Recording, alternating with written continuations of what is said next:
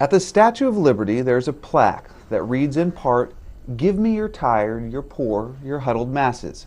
In New York, the city that lies in Lady Liberty's shadow, there is no giving necessary. They're already here, and in record number. Right now in New York City, simply put, we have more homeless people each night than at any time since the Great Depression of the 1930s. Last December, April Gales gathered up her 2 children and moved to New York City. Through a series of bad luck and bad bureaucracy, April ended up one of the faces of the city's growing homeless population. I would have never thought in my wildest dreams I would end up being homeless and ending up in a shelter with my kids.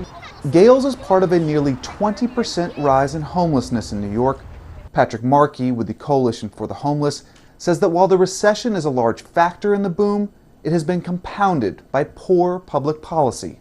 For the first time since modern homelessness began 30 years ago, we have now in place no housing plan to help homeless children and families leave our shelter system and obtain permanent housing. The spike in homelessness has created an urgent need for shelters. New York has added 10 new shelters since January, oftentimes without a public hearing on their location.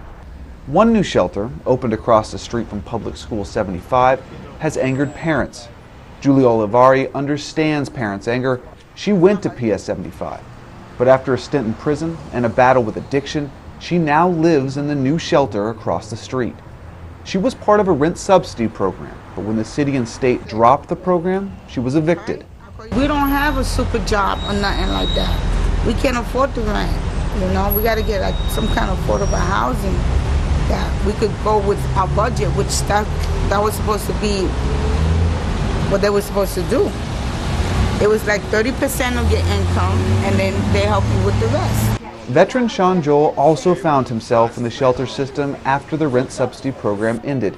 He's beginning to lose hope. He says he feels like he's getting pulled under. Everyone's just sitting in the shelters is getting crowded and crowded because there's no way out right now. The AP had an interview scheduled with Seth Diamond, the city's head of homeless services, but he canceled the interview after learning the AP had talked with homeless not hand-picked by the city. Besides opening shelters, the city is urging people to move in with family or move out of the city if they have family in other states.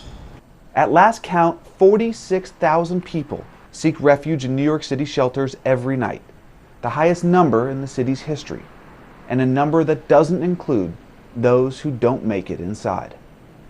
David Martin, Associated Press.